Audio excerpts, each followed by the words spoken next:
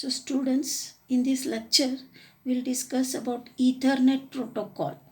So whatever is TCP IP protocol suite does not define any protocol for the data link or physical layer.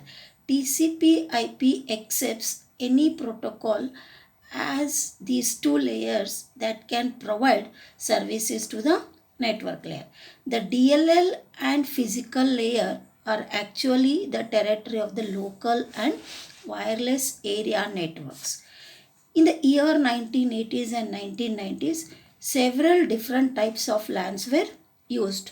All of these used a media access method to solve the problem of sharing the media. Ethernet used the CSMA CD approach. Ethernet used a CSMA/CD approach. Token ring, token bus, and FDDI, fiber distributed data interface, used the token passing approach. At this period, another LAN technology, ATM LAN, that deployed the high speed WAN technology, ATM, appeared in the market. Then Ethernet was the only among almost every LAN that disappeared from the marketplace because Ethernet was able to update itself to meet the needs of the time. Okay, so this is about the introduction to Ethernet protocol. So next we'll see about IEEE Project 802. Okay, so before going to the Ethernet protocol and all its generation, first we'll encounter in text or real life the IEEE standard. In the year 1985, Computer Society of the IEEE started a project called Project 802 to set standards to enable intercommunication among equipment from a variety of manufacturers. Project 802 does not seek to replace any part of the OSI model or TCP IP protocol suite. So it is a way of specifying functions of the physical layer and data link layer of major LAN protocols. So whatever is the relationship of 802 standard to TCP IP protocol suite, it has been shown in this figure. So this figure shows the IEEE standard for LANs, and it is also showing the relationship of 802 standard to TCP IP protocol suite. Okay, so whatever is the IEEE has subdivided the DLL, data link layer, into two sublayers, logical link control LLC and media access control MAC. So logical link control LLC and media access control MAC. IEEE has also created several physical layer standards for different LAN protocols. Okay, so you can see this is OSI or TCP IP protocol suite, data link layer, physical layer. This is IEEE standard, and LLC stands for logical link control. MAC stands for media access control. So here we have Ethernet MAC, token ring MAC, token bus MAC, Ethernet physical layer, token ring physical layer, token bus physical layer, transmission media, and IEEE standard. Okay, so you can see DLL, IEEE has subdivided the DLL into two sublayers, logical link control and media access control. So you can see this is the logical link control and this is a media access control, and these two are the sublayers of this data link layer. Okay, data link layer. IEEE has also created several physical layer standards for different LAN protocols. Next we'll see about logical link control LLC. Data link control handles framing. Data link control handles framing, flow control, and error control. In IEEE Project 802, Flow control, error control and part of the framing duties are collected into one sublayer called LLC. Framing is handled in both the LLC sublayer and MAC sublayer. The LLC provides a single LLC protocol for all IEEE LANs. LLC protocol can provide interconnectivity between different LANs because it makes MAC sublayer transparent. Next, Media Access Control MAC. IEEE Project 802 has created a sublayer called MAC, that is Media Access Control and Channelization. IEEE Project 802 has created a sublayer called Media Access Control that defines specific access method for each LAN. For example, it defines CSMA/CD as a media access method for Ethernet LANs and defines a token passing method for token ring and token bus LANs. Part of the framing function is also handled by MAC layer. Next, we'll go for Ethernet evolution. Ethernet LAN was developed in 1970s by Robert Metcalfe and David Box. After that, it has gone through 4 generations: standard Ethernet 10 Mbps, fast Ethernet 100 Mbps, gigabit Ethernet 1 Gbps and 10 gigabit Ethernet 10 Gbps. Now we'll see about standard Ethernet. Standard Ethernet. Before going to the standard Ethernet, we'll see the diagram that is showing the Ethernet evolution through 4 generations. So this is the diagram that is showing the Ethernet evolution through 4 generations. Ethernet evolution: standard Ethernet 10 Mbps, fast Ethernet 100 Mbps, gigabit Ethernet 1 Gbps, 10 gigabit Ethernet 10 Gbps. These are the 4 generations of Ethernet evolution. So this is a diagram. You can see the Ethernet evolution. Okay.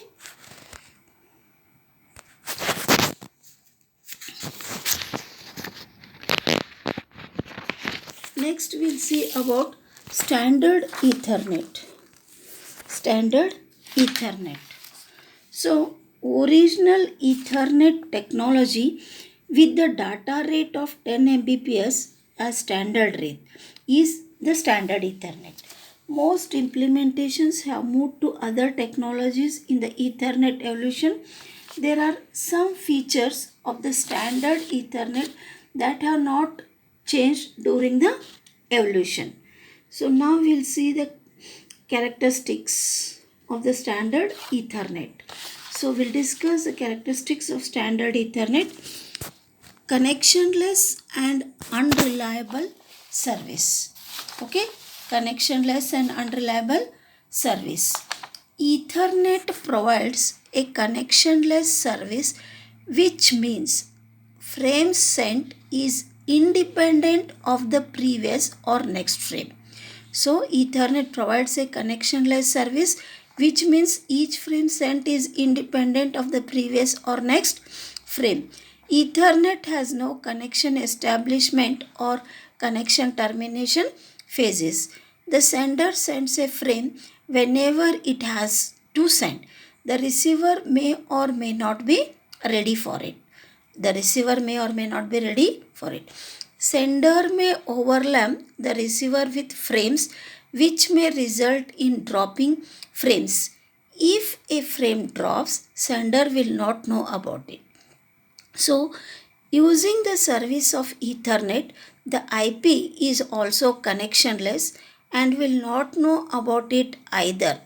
Whatever is a transport layer, if it also is a connectionless protocol such as UDP, frame is lost and the application layer may provide salvation.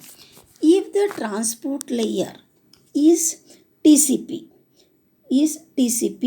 sender TCP Sender TCP does not receive acknowledgement for its segment and sends it again. Okay, and sends it again. Ethernet is also unreliable like IP and UDP. If a frame is corrupted during transmission and receiver finds out about corruption, that has a high level of probability of happening because of CRC32, receiver drops the frame silently, which is the duty of high level protocols to find out about it. Next we'll discuss about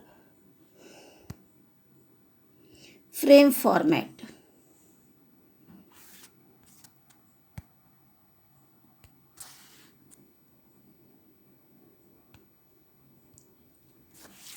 Next we'll discuss about frame format. So this is the diagram illustrating the frame format. Okay, you can see Ethernet frame contains 7 fields. 7 fields. Okay, you can see 7 fields. Okay, preamble is one field. SFD is next. Destination address, source address, type, data and point padding, CRC. Total 7 fields. Okay, you can see preamble, SFD, destination address, source address, type, data and padding, CRC. These are the total 7 fields. Now we'll discuss about preamble. This field contains 7 bytes, that is of 56 bits of alternating zeros and ones that alert the receiving system to the coming frame and enable it to synchronize its clock if it's time out of synchronization. The pattern provides only an alert and a timing pulse. 56-bit pattern allows the stations to miss some bits at the beginning of the frame. Preamble is actually added at the physical layer and is not part of the frame. So next field we'll discuss about SFD. SFD. Start frame delimiter. SFD. This is 1 byte. You can see it shown 1 byte. 10101011 field, what it signals? The beginning of the frame. 10101011 field signals the beginning of the frame. SFD warns the station or stations which is the last chance for synchronization. Last chance for synchronization. 11 in binary, which are the last 2 bits, alert the receiver that the next field is the destination address. This field is actually a flag which defines the beginning of the frame. Ethernet frame is a variable length frame and needs a flag to define the beginning of the frame. SFD field is also added at the physical layer. Next, destination address DA. 48 bits, that is 6 bytes field containing the link layer address of the destination station or stations to receive the packet. Link layer address or a multicast address for a group which is a member of that as seen by a receiver which is of its own, or a broadcast address, then it duplicates the data from the frame and passes the data to the upper layer protocol defined by value of type field. Next we'll see about source address. This is also of 6 bytes. 6 bytes field and contains the link layer address of the sender of the packet. Next is type. Upper layer protocol is defined by this field whose packet is encapsulated in the frame. IP, ARP, OSPF can be this protocol and so on. Serves the same purpose as the protocol field in a datagram and the port number in a segment or user datagram, which is used for multiplexing and demultiplexing. So next we'll see about data. Data you can see, okay. Data encapsulated from the upper layer protocols is carried by the field and minimum of 46 and maximum of 1500 bytes. If data coming from the upper layer is more than 1500 bytes, it should be fragmented and encapsulated in more than one frame. More than one frame. Okay, more than one frame. If it is less than 46 bytes, then extra zeros has to be padded. A padded data frame is delivered to the upper layer protocol, as it is meaning that it is a responsibility of the upper layer to remove, or in the case of the sender, to add the padding. The upper layer protocol needs to know the length of its data. For example, a datagram has a field that defines the length of the data. So next we'll say about this field CRC. CRC, which is of 4 bytes, and this is the last field. Last field which contains error detection information, in this case a CRC32. CRC is calculated over the addresses, types and data field. If the receiver calculates the CRC and finds that it is not 0, it discards the frame. Okay. So next we'll discuss about frame length. Okay. Ethernet. So now I'll be discussing about frame length. Ethernet has imposed restrictions on both the minimum and maximum lengths of a frame. The minimum length restriction is required for the correct operation of CSMA/CD. An Ethernet frame needs to have a minimum length of 512 bits or 64 bytes. Part of this length is the header and the trailer. 18 bytes of header and trailer are counted, where it will be 6 bytes of source address, 6 bytes of destination address, 2 bytes of length or type, and 4 bytes of CRC. Then minimum length of data from the upper layer is 64 minus 18, which is 46 bytes. If the upper layer packet is less than 46 bytes, padding is added to make the difference. Standard defines the maximum length of a frame without preamble and SFD field as 1518 bytes. 18 bytes of header and trailer are subtracted. Maximum length of payload is 1500 bytes. Maximum length restrictions have two historical reasons. One, standard maximum length restriction has two historical reasons. One, memory was very expensive when Ethernet was designed. A maximum length restriction helped to reduce the size of the buffer. This maximum length restriction helped to reduce the size of the buffer. The second one is maximum length restriction prevents one station from monopolizing the shared medium, blocking other stations that have data to send.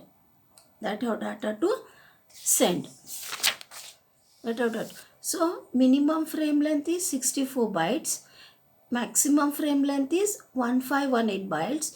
Minimum data length 46 bytes. Maximum data length 1500 bytes. So next we'll discuss about addressing.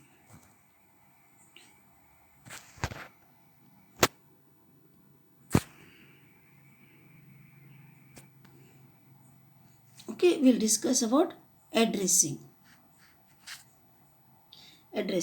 So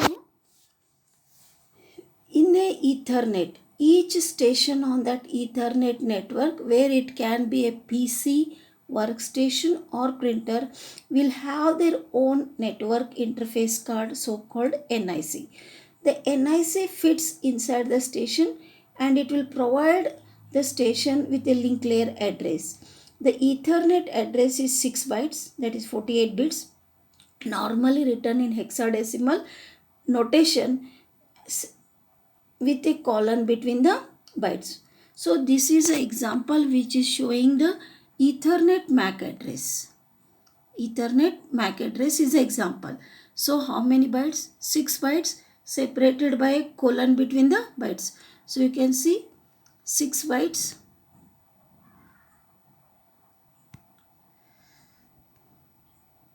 Six bytes separated by a colon, 6 bytes separated by a colon between the bytes. Next, we'll see about transmission of address bits. Transmission of address bits. Okay, so the addresses, how they are sent out online, is different from the way they are written in hexadecimal notation. The transmission is from left to right, byte to byte, but however, for each byte, the LSB is sent first and the MSB is sent last. What does this mean is that the bit that defines an address as unicast or multicast arrives first at the receiver. So this helps the receiver to immediately know if the packet is unicast or multicast. For example,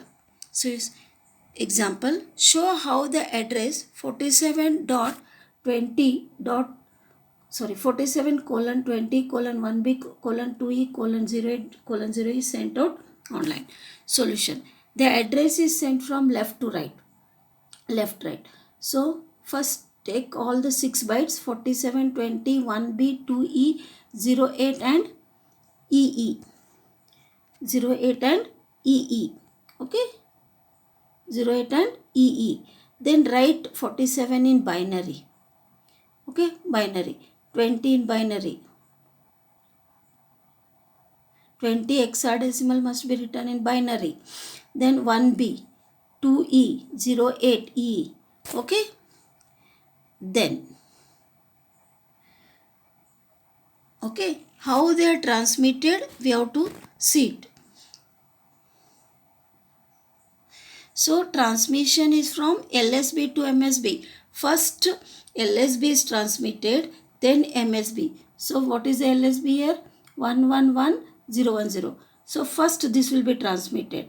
Next this will be transmitted. You can see it transmitted. Next this will be transmitted. Next this will be transmitted. Next this will be transmitted.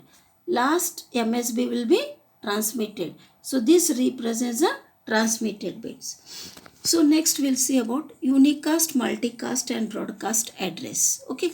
So whatever is the source address, it is always a unicast address. What does this unicast address mean? The frame comes from only one station. The destination address, however, can be a unicast, multicast or broadcast. So there is a figure that is going to show how to distinguish a unicast from a multicast address. Unicast from a multicast address. Okay. If the least significant bit of the first byte is a destination address is 0, the address is unicast. So if the least significant bit of the first byte in a destination address is 0, the address is unicast. The address is, otherwise it is multicast. You can see here. You have to check this bit. The first byte, you have to check the least significant bit of first byte. So this is the least significant bit of first byte. If it is 0, it is unicast. If this bit is 1, it is multicast. Okay. Then the unicast or multicast bit is a first bit which is transmitted or receiver.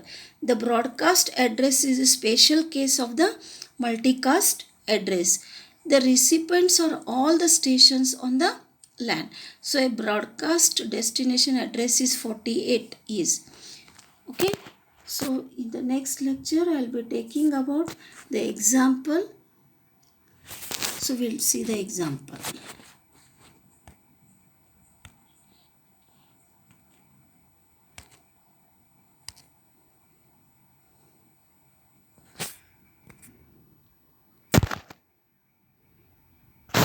So you will see the example.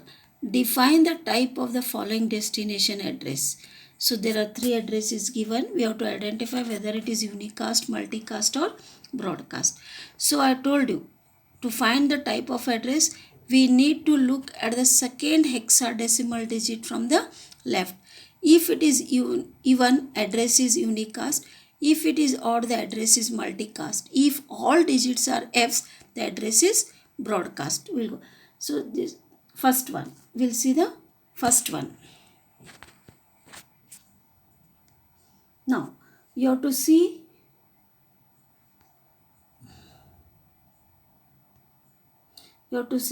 the second hex. You have to see the second hexadecimal digit from the left. If it is even, then it is unicast. So first one, second hexadecimal digit is A. A, how it is written? A is written as 1010. So this last bit is 0 is even. So this is unicast. Now we'll take the second one. Second hexadecimal digit is 7. 7, how it is written? 0111. Odd. That last bit is 1. So it is multicast. The last one all are F. So it is broadcast. Okay. So this is, you go through this. In next lecture I'll be continuing.